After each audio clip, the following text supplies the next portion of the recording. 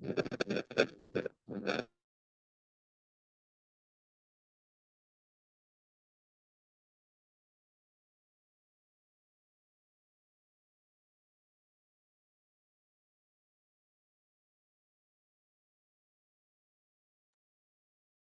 नईम साहब, हाँ जी। बच्चों जी एक सर। चीज़ पूछते हैं दोबारा, जो ना टोटल नंबर ऑफ प्रोबिशनर्स, तो वो हाँ जी, बिना लिख के भेज दें उनको ना, ताकि वहां से देख लेंगे। मैं लिख देती हूँ।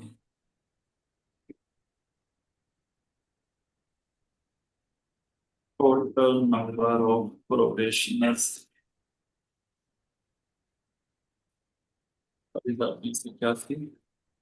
And June.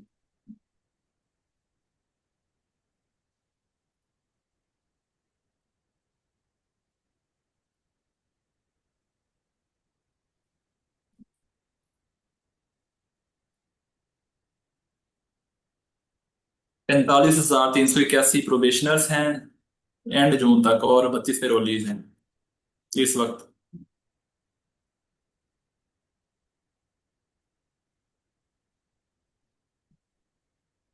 शुरू करें हम या थोड़ा वेट कर लें? स्टार्ट कर लें, मेरा ख्याल है थोड़ा स्लो स्टार्ट कर लें, जैसे तादाद बढ़ती जा रही ज्वाइन कर लेंगे। ये फिर से 40 मिनट्स बाद ये दोबारा फिर खत्म हो जाएगा, 10 मिनट का वेट। हाँ जी, ये इस तरह अब नई चीज़ रही है कि जब अब और मीटिंग खत्म होने के बाद 10 मिनट का वेट कह रहे हैं करें। ठीक है। चले, हम थे प्रोबेशन पे के माइनर नेचर ऑफ ऑफेंसेस को वो सारा करेंगे। वो जो उसके अंदर सेक्शन 5 के अंदर नहीं है वो सारे प्रोबेशन के ऊपर आ सकते हैं। जो एक्टिविटीज दी गई उसके अलावा सारे प्रोबेशन पे आ सकते हैं। और सेक्शन 5 के तहत प्रोबेशन ग्रांट की जाती है जज की तरफ से। अब जैसे ही प्रोबेशन, उसका फॉर्म सी है, जो एक बॉन्ड एक साइन किया जाता है, फॉर्म सी प्रोबेशनर की तरफ से। और फॉर्म डी है प्रोबेशन ऑर्डर। ये तीन दो फॉर्म ये है, और एक फॉर्म ए है जो कि उसके अंदर ना मेंशन किया गया, ये ऑफेंडर का वो रजिस्टर है, उसकी परफॉर्मेंस सारी उसके अंदर मेंशन की जाती। फॉर्म ए, फॉर्म सी और फॉर्म डी। और फॉर्म बी कंडीशनल डिस्चार्ज का सेक्शन 4 के तहत, वो उसकी जरूरत नहीं है करने की। आइडिया होना चाहिए आपको, लेकिन ऐसा भी। अब एक बंदा प्रोबेशन के ऊपर, उसको प्रोबेशन ग्रांट कर दी गई। प्रोबेशन पीरियड 1 साल से लेकर 3 साल तक का है। अब हर अदालत के अंदर एक प्रोबेशन ऑफिसर बैठा है, हर डिस्ट्रिक्ट कोर्ट के अंदर, और तहसील में वो विजिट करता है, ये अपने स्केड्यूल के मुताबिक। अब जैसे ही कोर्ट ने ऑर्डर किए, जज प्रोबेशन ऑफिसर ने वो रिसीव किए, वो फॉर्म्स के ऊपर वो साइन स्टैम्प हुए, सारा कुछ हमने वो प्रोबेशनर को बिठाया, गाइड किया सारा, कि ये अब अगले 1 साल से लेकर 3 साल तक जितना भी उसके ऑर्डर्स के अंदर लिखा हुआ वो हमारे पास आता रहेगा, और जब हम बुलाएंगे। अब इसके साथ हम करते क्या है कि रिफॉर्मेटरी एक्टिविटीज डिफरेंट करते हैं। अब रिफॉर्मेटरी एक्टिविटीज में जैसे रेस्क्यू 1122 को एंगेज कर लिया, डिफरेंट काउंसलिंग सेशंस होते हैं, उनके 1-to-1 काउंसलिंग सेशन, इंडिविजुअल आ गए, फिर सोशल ग्रुप वर्क की एक्टिविटीज आ गई, कम्युनिटी कम्युनिटी सर्विस भी ले रहे हैं। कम्युनिटी सर्विस की ये रिसेंट डेवलपमेंट हुई है, जो इनेक्टमेंट हुई है एक्ट के अंदर।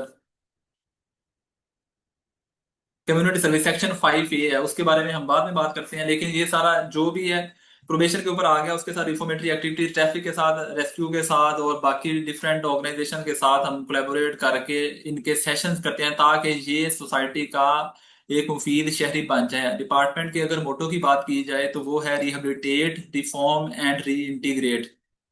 रिहेबिलिटेट पहले करना है, फिर रिफॉर्म करना है, और उसके बाद री इंटीग्रेट सोसाइटी के अंदर उनको कर देना है, कि वो सोसाइटी का मुफीद शहरी बन जाए। अब अगर एक बंदा प्रोबेशन के ऊपर, और पहले 2 महीने में फोर्टनाइटली उन्हें हमने बुलाना लाजमी है, ये हमारे ऑर्डिनेंस के अंदर लिखा हुआ है एक प्रोबेशनर को। उसके बाद प्रोबेशन ऑफिसर की मर्जी है कि वो जब मर्जी बुलाए। उसके बाद अगर प्रोबेशनर उसकी वायोलेट करता है कोई भी कंडीशन को, जो फॉर्म सी के अंदर, जो बॉन्ड के अंदर वो साइन करता है कि ये मैंने कंडीशन फुलफिल करूंगा, वो जिला नहीं छोड़ सकता, वो प्रोबेशन ऑफिसर को बताए बगैर कहीं जा नहीं सकता, और बाकी सारी कंडीशन हैं, अपने नेबरहुड का बताएगा, और सारा जो प्रोबेशन ऑफिसर कहेगा वो करेगा, जब वो बुलाएगा तो वो आएगा। अगर प्रोबेशनर नहीं आता या उसकी बात नहीं मानता, तो फिर प्रोबेशन ऑफिसर उसको नोटिस वगैरह इशू करेगा, बुलाएगा। लेकिन अगर फिर भी वो नहीं मान रहा, तो फिर प्रोबेशन ऑफिसर उसकी वायलेशन रिपोर्ट सबमिट करवा देगा असिस्टेंट डायरेक्टर को वायोलेशन का, एक उसको असिस्टेंट डायरेक्टर को रेफर कर देगा केस, असिस्टेंट डायरेक्टर फिर उसे हियरिंग करेगा, उसे बुलाएगा। अगर तो वो आ गया, प्रोबेशनर उसकी बात मान ली, तो फिर वो probation assistant director probation officer को रेफर कर देगा कि ठीक है बंदा मान गया, ठीक। उसके बाद अगर वो नहीं माना प्रोबेशन, इन केस के प्रोबेशनर आता ही नहीं है या मानता नहीं है कि वो कहाँ पे उसके वेयर अबाउट्स का नहीं पता चलता, तो फिर असिस्टेंट डायरेक्टर कोर्ट को रेफर कर देगा, केस को सबमिट करवा देगा वायलेशन। और उसके बाद फिर कोर्ट उसको समन करेगी और वो सारा प्रोसेस दोबारा रिपीट होगा।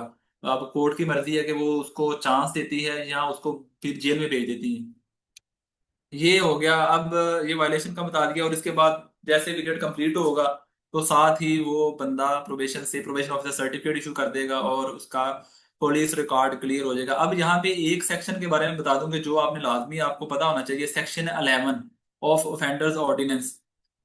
क्वेश्चन एक आ सकता है, बहुत जगह पे पूछा भी जाता है कि क्या आया प्रोबेशन कन्विक्शन है या नहीं है। क्योंकि एक बंदा प्रोबेशन पे क्यों आया, वो फाइन करवा ले, लेकिन वो प्रोबेशन पे आते हैं, उसकी एक मेन रीजन ये है कि प्रोबेशन कन्विक्शन नहीं है। जो जो कन्विक्शन नॉर्मल केसेस में होती है वो उस तरह की कन्विक्शन नहीं है, कन्विक्शन है।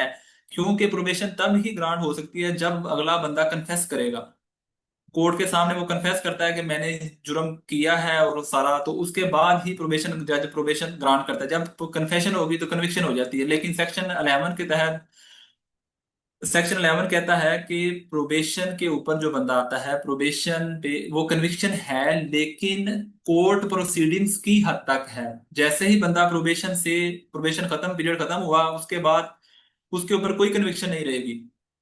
एक आम हालात में जब एक बंदे के ऊपर ये कन्विक्ट हो गया, साबित हो गया कि उसने जुर्म किया है, तो वो उसकी लाइफ टिल डेथ वो उसका उसके साथ वो स्टेटस चलता है। जेल जेल में अगर कोई सर्व कर रहा है तो फाइन भी हो गया तो वो भी कन्विक्शन हो गई, क्योंकि उसने साबित हो गया। तो जैसे मोहम्मद आमिर था, मोहम्मद आसिफ था, सलमान भट्ट है। अब इन्होंने जब बॉल टेम्परिंग और वो सारा इनके ऊपर चला था, क्रिकेटर्स हैं और इसके अलावा कुछ फिल्म फिल्म स्टार्स भी पाकिस्तान में, इनके ऊपर भी इस तरह के जब लगे चार्जेस, तो इनको प्रोबेशन ग्रांट की गई थी। अगर प्रोबेशन ना ग्रांट की जाती तो ये कभी यूरोप की कंट्रीज में ट्रैवल ही ना कर पाते। तो प्रोबेशन के बाद कोई डिसेबिलिटी नहीं होती, आप जॉब में अप्लाई कर सकते हैं, आप कहीं पे ट्रैवल कर सकते हैं, ठीक है। ये इसलिए ये सेक्शन 11 को लाजमी आपने याद रखना, ठीक है। ये आ गया प्रोबेशन का सारा प्रोसेस। इसके रिलेटेड कोई क्वेश्चन होंगे वो हम एंड पे कर लेंगे। हम पेरोल का प्रोसेस आसिफ साहब आपको बताएंगे। Over to you sir. Thank you Rahim साहब।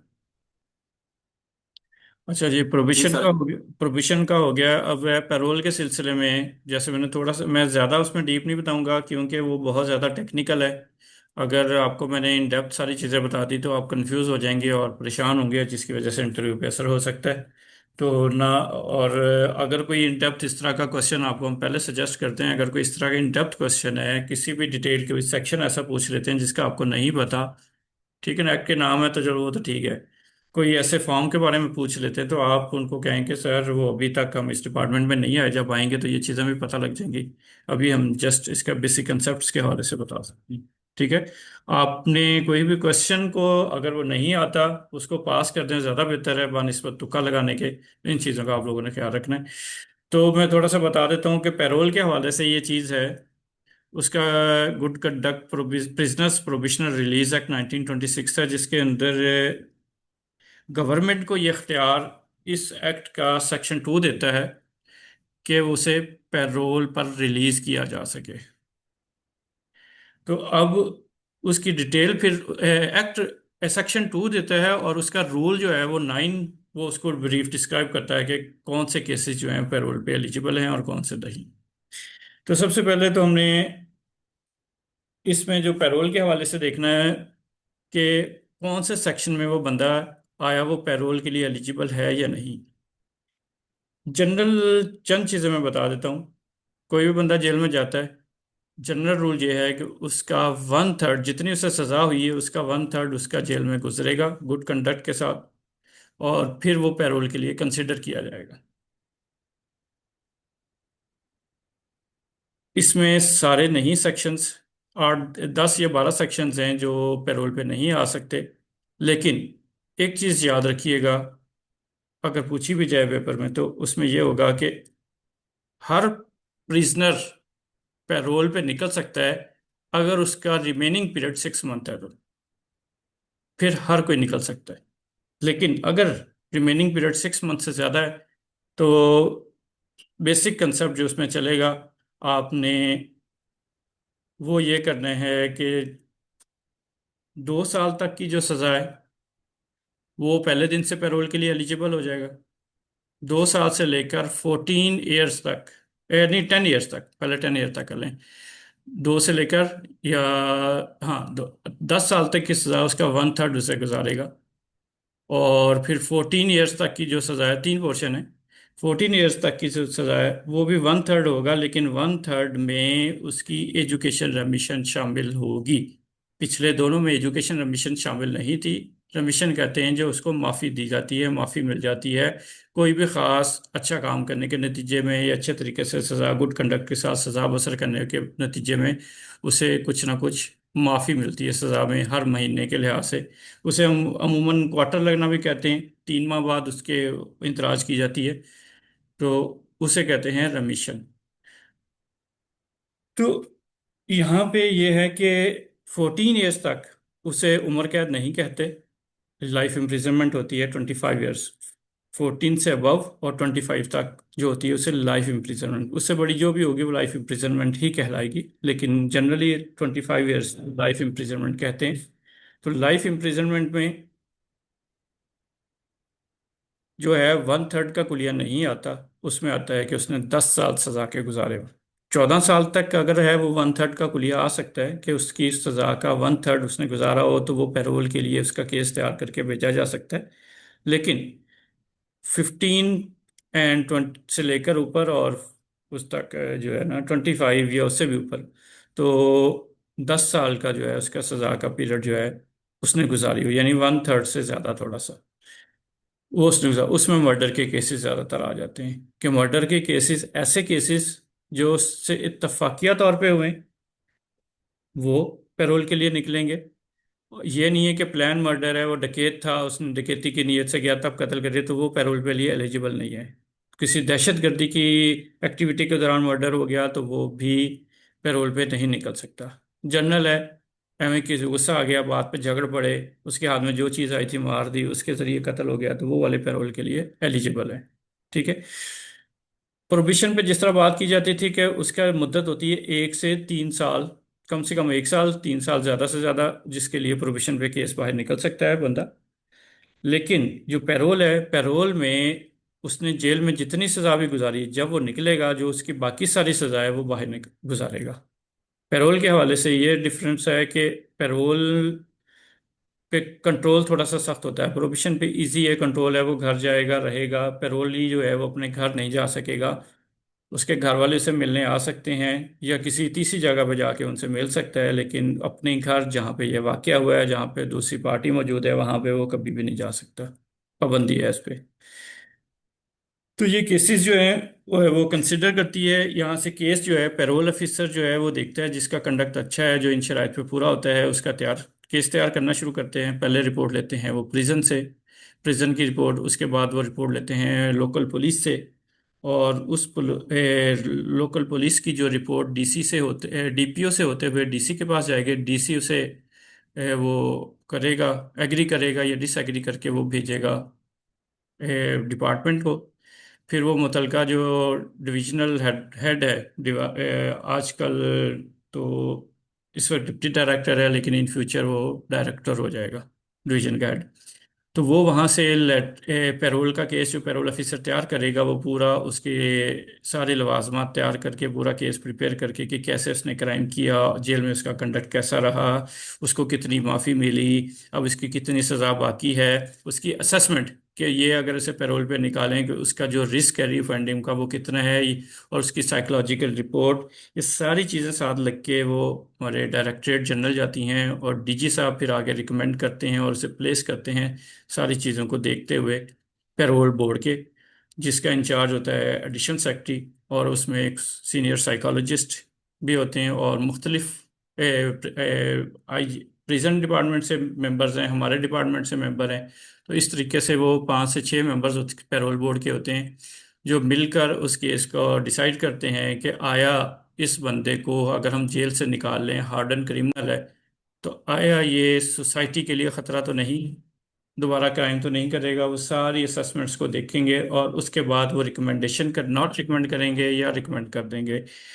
ठीक है।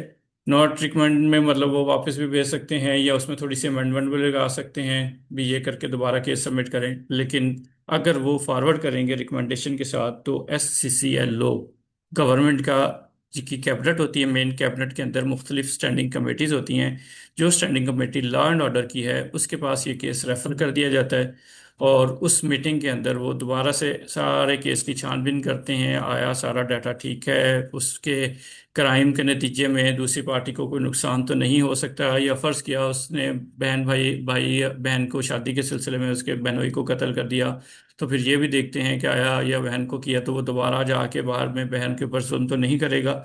ये सारी चीज़ें वेरीफाई करने के बाद गवर्नमेंट डायरेक्शन जारी करती है कि जी उसे पैरोल पे निकाला जाए, या उसको रिजेक्ट भी कर सकती है। ये टोटल गवर्नमेंट का एग्जेक्टिव ऑर्डर है जिसके तहत उसे पैरोल पे निकाला जाता है।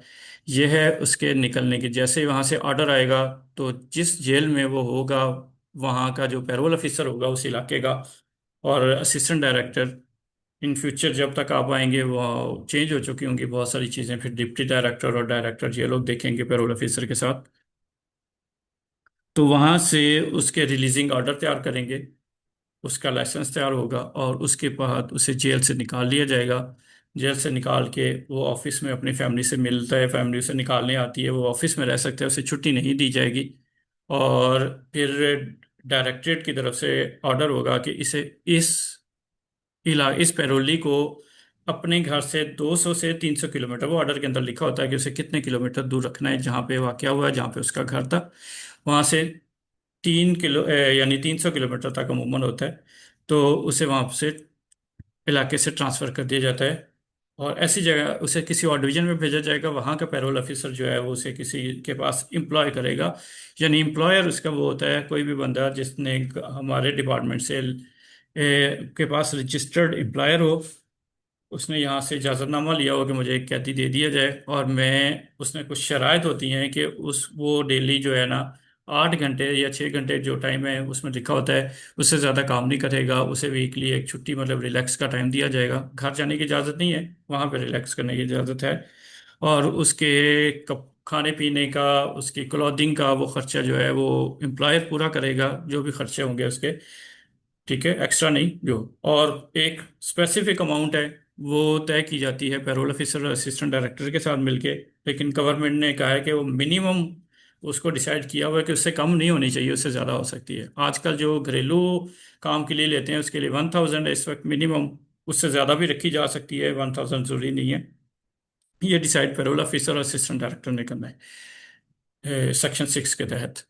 अच्छा, और इसमें जो चीज़ें उसके हवाले से, जो एग्रीकल्चर के लिए वो 1500 जो मिनिमम है, उससे ज़्यादा 8000, 10,000, 5000 जितने भी एम्प्लॉय उसे रखना चाहेगा उसके साथ एग्रीमेंट किया जाएगा, और वो उसको पे करने जो है वो पैरोल ऑफिसर के पास पेमेंट करेगा और वो उसके अकाउंट में रखी जाएगी।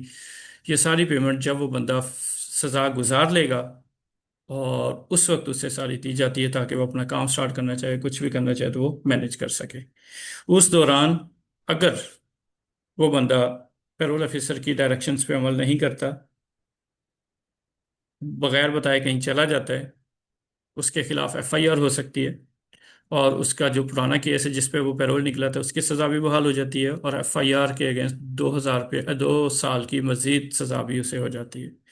तो इस वजह से जब वो उसके लिए उसका जो पैरोल का लाइसेंस है उसको रिवोक कर दिया जाता है, कैंसिल कर दिया जाता है, दोबारा उसे दोबारा पैरोल पे नहीं निकाला जाता ऐसा बंदा जो एक दफ़ा भाग जाए या दोबारा बाहर निकलने के बाद क्राइम करे। ठीक है। ये सिर्फ बेसिक बेसिक चीज़ें, इन डेप्थ है, वो बीमार होगा तो क्या होगा, ठीक है, और वो एडवांसेस लेगा तो कैसे करेगा, हर चीज़ लिखी हुई है वो। लेकिन अभी आपका कंसर्न नहीं है, जनरल इसके हवाले से कोई चीज़ हो तो वो देख लें। और एक थोड़ा सा मैं इजाफा कर देता हूँ कि नया एक्ट, ये यानी एक्ट के अंदर अमेंडमेंट आई है कि कम्युनिटी सर्विस, तो कम्युनिटी सर्विस भी इसमें प्रोविशन ऑफिसर के पोर्टफोलियो पे है। वो अदालत कम्युनिटी ऑर्डर करेगी और उसने कम्युनिटी सर्विस करनी है। आप लोगों ने इंटरव्यू के लिए जाने से पहले कम्युनिटी सर्विस को अच्छे तरीके से पढ़ लेना है।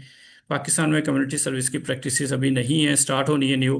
तो हो सकता है कि वहाँ पे इससे हवाले से ज़्यादा क्वेश्चन कर लिए जाएं कि कम्युनिटी सर्विस कैसे की जा सकती है, या एक ऑफेंडर निकला इस तरह का, उसने क्राइम किया, आप उसकी इस्लाह कैसे करेंगे। ये क्वेश्चन कुछ इस तरीके से हो सकते हैं। तो आपने as a social work, as a sociologist, उनकी रेफर्मेशन की टेक्निक्स कौन कौन सी हो सकती हैं, और कम्युनिटी सर्विस कैसे कैसे करवाई जा सकती है, कौन कौन से फील्ड में हो सकती है, उसकी मॉनिटरिंग कैसे की जा सकती है, ये आप इंटरनेशनल रिसर्चेस से थोड़ा सा पढ़ लीजिएगा और तैयार होके जाइएगा इस हवाले से। और बाकी अब क्वेश्चन आंसर का सेशन है, कोई क्वेश्चन करना चाहे, या नईम साहब और इम्तियाज साहब भी बैठे हैं, जो भी आप क्वेश्चन करना चाहें उसके बारे में रिस्पॉन्ड करते हैं। लगता है सारे सो गए हैं, बोर हो गया ज़्यादा।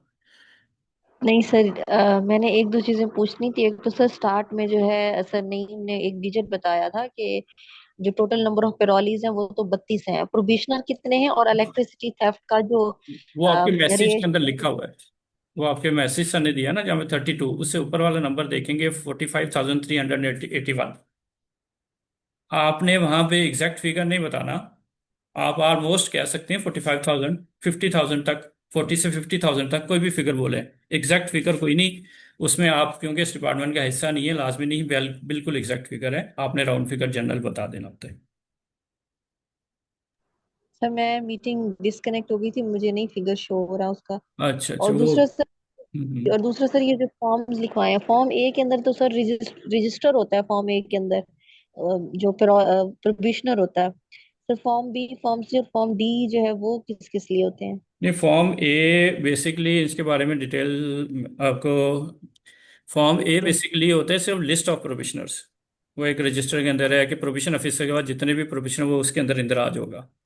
जो फॉर्म्स बी और सी, ये दोनों हैं, उनकी श्योरिटीज हैं कि वो बंदा, उसमें शराइत लिखी हुई है कि वो बंदा प्रोविशन पे निकलेगा तो किन कंडीशंस पे निकलेगा। और अगर वो पूरी नहीं करतेगा तो वो 50,000, 30,000, 1 लाख, जितना कोर्ट उस पर लिखेगी अमाउंट, उतनी अमाउंट पे करने का पाबंद होगा। ठीक है, वो श्योरिटी होता है। जो डी है, फॉर्म डी, वो बेसिकली प्रोविशन ऑर्डर है, जो कोर्ट की तरफ से, उसमें पूरी स्टेटमेंट लिखी होती है कि इसे इस जुर्म में इसके एफआईआर काटी गई और इसे प्रोविशन पे प्लेस किया जा रहा है, इस डेट से स्टार्ट हो रहा है, इस डेट को ये एंड हो जाएगा, वो सारी चीज़ें उसमें लिखी होती हैं। उसे प्रोविशन ऑर्डर कहते हैं। ठीक है। इन डीप इन फॉर्म्स के हवाले से मेरा नहीं ख्याल कि कोई क्वेश्चन होना चाहिए। ये एक जनरल कंसेप्ट है, ये जॉब होने के बाद ये सारी चीज़ें आपको ब्रीफ के साथ समझा दी जाएंगी।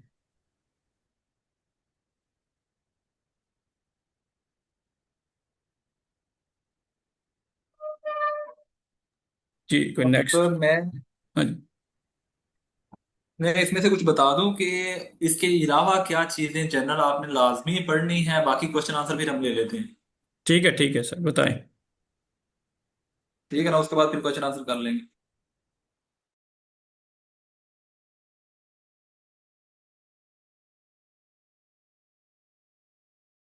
कि वर्किंग क्या है, इसके कोर फंक्शंस क्या हैं, डिपार्टमेंट का मोटो क्या है, चीजों के बारे में।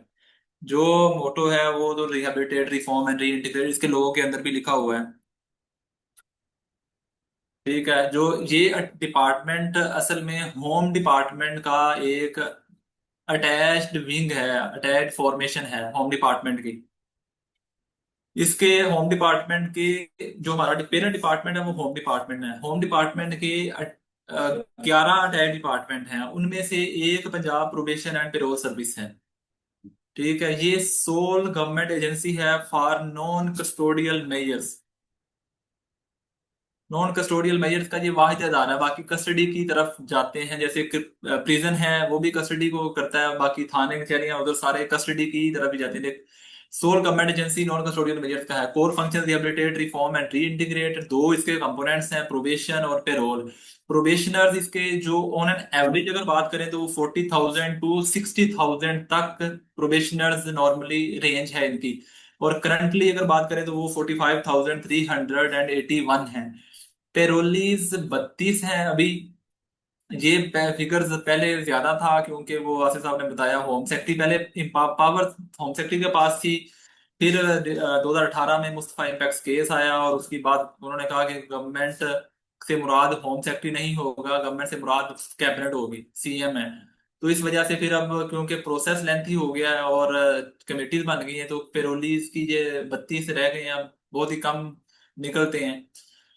ठीक है, एक तो ये आ गया। दूसरे नंबर पे आप लोगों को पता होना चाहिए, ये डिपार्टमेंट की कॉस्ट इफेक्टिवनेस बहुत ज्यादा है। Significance in terms of cost effectiveness अगर बात की जाए, पंजाब प्रिजन्स अगर 50 to 60 थाउजेंड, इस वक्त 65,000 के करीब उनके ना इनमेट्स को डील कर रहे हैं प्रिजन में। वो 15 से 16 मिलियन, 15 से 20 बिलियन के बिलियन रुपीज खर्चा कर रहे हैं प्रिजन में, 60 से 65 हजार बंदों के लिए जो इनके जेल के अंदर इनमेट्स हैं, कैदी हैं।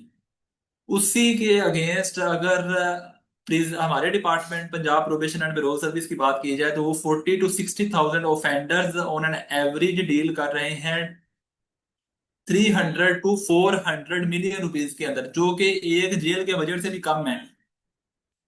तो ये डिपार्टमेंट की कॉस्ट इफेक्टिवनेस है कि इसका इसका रोल बहुत ज्यादा है क्रिमिनल जस्टिस सिस्टम के अंदर। अगर यही 40,000 45,000 बंदा जेल में फेंक दिया जाए, तो जेल तो पहले ही रो रहे हैं कि वो उनका बर्डन ही बहुत ज्यादा है। तो हमारे डिपार्टमेंट का एक फंक्शन ये भी है कि प्रिजन से बर्डन कम करना है।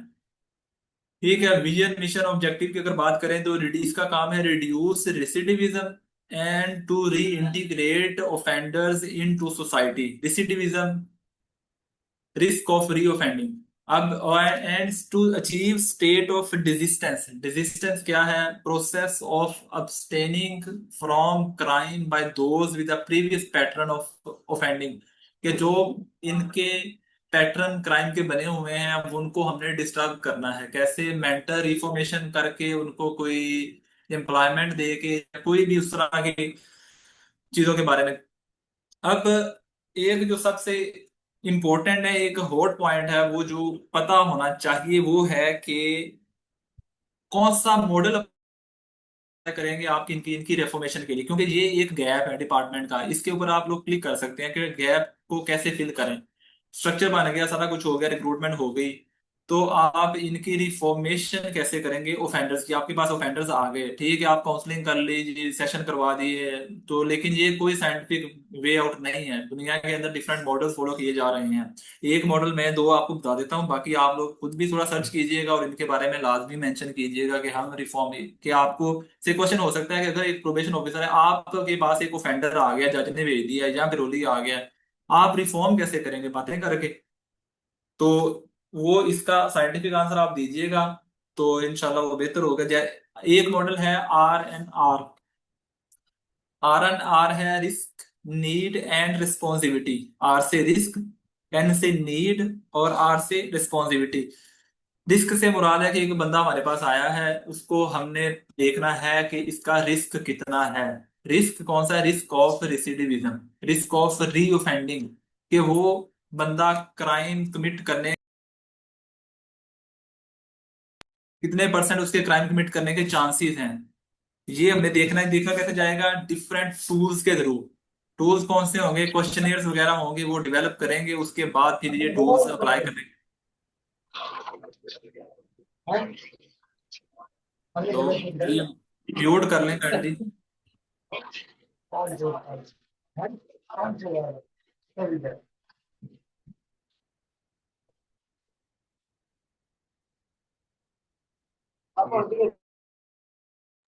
हेलो, अभी आवाज आ रही है ठीक?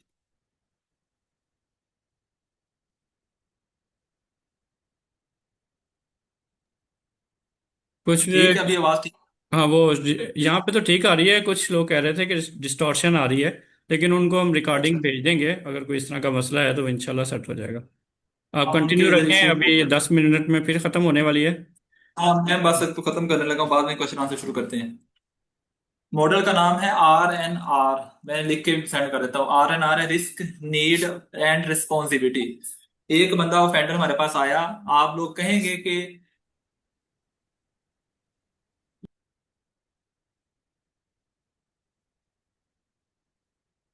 उसके बाद हेलो, हाँ जी।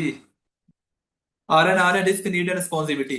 आर से एक ऑफेंडर हमारे पास आया, उसका हमने रिस्क असेस करना है कि उसका रिस्क ऑफ री ऑफेंडिंग कितने परसेंट है। वो रिस्क ऑफ री ऑफेंडिंग कैसे पता लगेगा? डिफरेंट टूल्स होते हैं अमेरिका के अंदर हैं जो कर रहे हैं, डिफरेंट यूके के अंदर डिफरेंट टूल्स अप्लाई किए जा रहे हैं उनके बिहेवियर को जज करने के लिए। डिफरेंट इंटरव्यू के जो क्वेश्चंस हैं, वो इसमें मेन चीज आती है कि उसका जो पुराना क्राइम का पैटर्न है उसको देखा जाता है कि उसके ऊपर कोई पुरानी एफआईआर तो नहीं हुई, और एफआईआर हुई है तो वो कितनी देर बाद दोबारा अगली एफआईआर कितनी। जहां पे हमारे पास ऑफेंडर्स आते हैं जिनके 10,000 से एफआईआर भी हुई होती हैं। अब वो एफआईआर की बेस के और पुराना इनका क्रिमिनल रिकॉर्ड से पता चल जाता है वो जो क्वेश्चन करने से कि इन ये दोबारा क्राइम करने के चांसेस कितने परसेंट हैं। उनके ऊपर फिर हम स्ट्रेस ज्यादा देते हैं। ये नहीं कि हर बंदे को एक ही तरह का एक ही पैमाने में रखा हुआ है तो वो करते जा रहे हैं। अब रिस्क असेस हो गया कि इसका रिस्क बहुत ज्यादा है या बहुत कम है या मिडल में है, तो दूसरे नंबर पे आ जाता है need. Risk, need and responsibility, या तीन है ना, तो उसमें नीड असेसमेंट है। नीड असेसमेंट कैसे होगी?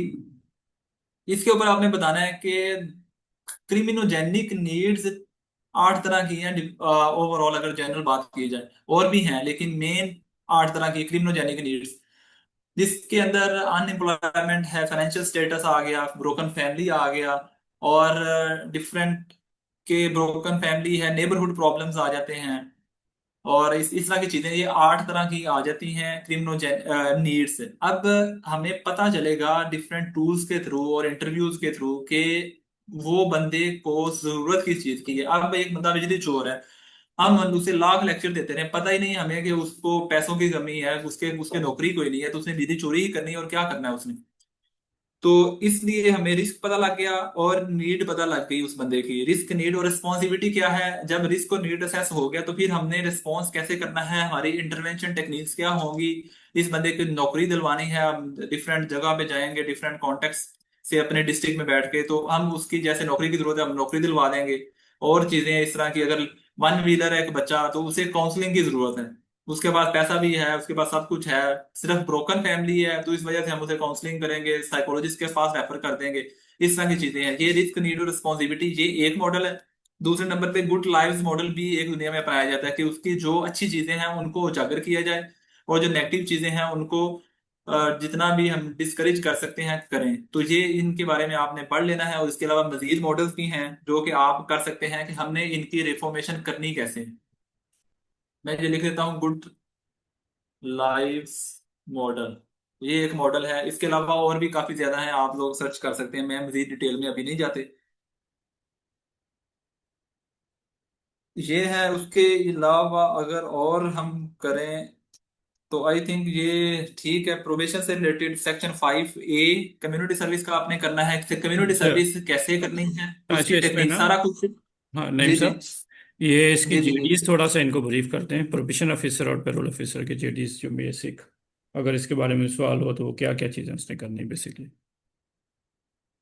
Job descriptions. हाँ, जॉब डिस्क्रिप्शन के बारे में मैं बताता हूँ, 1 मिनट सिर्फ।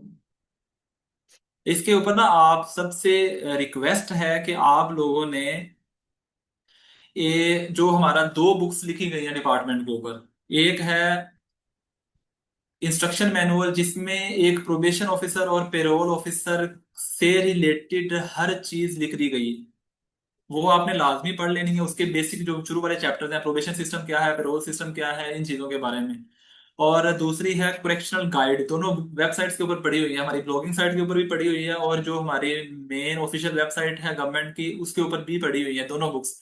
उसके अंदर करेक्शनल गाइड के अंदर सारी करेक्शन लिखी हुई है, कम्युनिटी सर्विस के बारे में सारी टेक्निक्स जो जो हम काम ले सकते हैं वो सारा उसके अंदर मेंशन है। ठीक है। और ये दोनों बुक्स पढ़नी है। बाकी आर्टिकल्स बहुत सारे लिखे हुए हैं उसके ऊपर, ब्लॉगिंग साइट के ऊपर, वो आपने लाजमी देख लेने हैं। फ्लो चार्ट्स दिए गए हैं इंस्ट्रक्शन मैनुअल के अंदर, उसको देख लेना है। अगर रिस्पॉन्सिबिलिटीज की बात की जाए तो section 13 of probation of offenders ordinance 1960 में इसकी रिस्पॉन्सिबिलिटीज लिखी हुई हैं।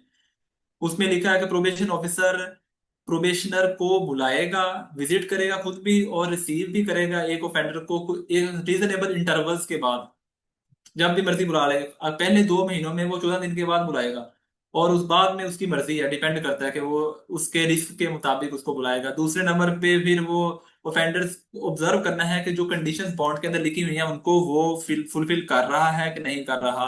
फिर अपने जो ऑफिसर इंचार्ज है, जैसे असिस्टेंट डायरेक्टर अभी उसका इंचार्ज है, तो उसको इन्फॉर्म करता रहेगा वक्तन वक्त कि उसका बिहेवियर ठीक है। फिर एडवाइस करना है उसको, अच्छी मशवरे देने हैं, असिस्ट करना है और बीफ्रेंड करना है ऑफेंडर के साथ। एक और काम जो बड़ा इंपॉर्टेंट है वो ये है कि find suitable employment for the probationer. ये एक उसका इस तरह की चीजें और सारी अब रूल्स हैं, प्रोबेशन ऑफेंडर्स रूल 1961, उसके अंदर भी सारी जो चीजें लिखी हैं कि उसने अपने जो डॉक्यूमेंट्स हैं वो सारे फिल करने हैं, अपने फॉर्म्स हैं, ये सारा कुछ अनएम्प्लॉयड पर्सन को एम्प्लॉयमेंट दिलवाने हैं, सोशल वेलफेयर एजेंसी के साथ कांटेक्ट करना है। ये सारी हो गई प्रोबेशन ऑफिसर की रिस्पॉन्सिबिलिटीज, जो कि फर्दर आपने डिटेल पढ़नी हो तो उसके अंदर मेंशन की गई है। अब अगर पेरोल ऑफिसर की रिस्पॉन्सिबिलिटीज के बारे में बात करें तो उसके अंदर आ जाता है कि सबसे पहले रिकॉर्ड कीपिंग, जो उसके पास रिकॉर्ड्स हैं जे सुपरिटेंडेंट देता है तो वो उनको प्रिजर्व करेगा और अच्छे तरीके से संभाल के रखेगा, जाया नहीं कर देगा। पेरोली की एम्प्लॉयमेंट के लिए कोशिश करेगा, पेरोली की एम्प्लॉयमेंट अच्छा एम्प्लॉयर देगा। अब एक एम्प्लॉयमेंट उसकी करवा दी, एम्प्लॉयर अच्छा ही बंदा ही नहीं है, वो उसके साथ लड़ता है या उसको सही तरह खाना नहीं देता, उसकी जो जरूरियात जिंदगी हैं वो नहीं उसके साथ, उसको मारता है। पेरोल ऑफिसर की जिम्मेदारी है कि वो उसकी एम्प्लॉयमेंट स्टेटस चेंज कर दे और जो एम्प्लॉयर है जो जिसका बिहेवियर ठीक नहीं है उसको ब्लैकलिस्ट कर दे आगे अथॉरिटीज को लिखे कि ये मैंने ये ठीक नहीं। फिर उसके अलावा सुपरविजन, ट्रीटमेंट और wages of the prisoner release on payroll, जब वो पेरोल पे रिहा होगा उसकी वेजेस जो होंगी प्रिजनर की, क्योंकि वेजेस उसी वक्त पेरोली को नहीं दी जाती। एम्प्लॉयर पेरोल ऑफिसर को वेजेस देता है जो कि उसके एक मुश्तरका अकाउंट होता है हर जिले के अंदर, तो at the time of release of the parolee वो वेजेस सारी उसको इकट्ठी करके उसको देनी है, ये उसकी रिस्पॉन्सिबिलिटी है। फिर सिकनेस अगर हो जाती है या डेथ ऑफ पेरोली होती है तो उसके हवाले से सारी उसको इंस्ट्रक्शन दी जाती है कि आपने करना है। ग्रांड लीव अगर उसने लेनी है तो वो भी रिस्ट्रिक्टेड लीव, रिस्ट्रिक्टेड एरियाज में नहीं जा सकता, बाकी और चीजें हैं ये भी उसके पास है। फिर अगर एक पेरोल ऑफिसर पेरोली को ट्रांसफर करना है from one parole circle circle to another parole circle तो उसके ऊपर है। ये फिर रिमिशन कैलकुलेट करनी है, क्योंकि जो रिमिशन उसको उधर जेल में मिलती है उसी तरह ही रिमिशन उसे इधर भी मिलेगी। ये सारी इसकी हैं, बाकी ये रिमिशन के ड्यूटीज के हवाले से सारा कुछ ये उसके अंदर लिखा हुआ है इंस्ट्रक्शन मैनुअल के अंदर, आसान अल्फाज के अंदर। जी सर, इसके अलावा और आई थिंक अब क्वेश्चन की तरफ मूव करें।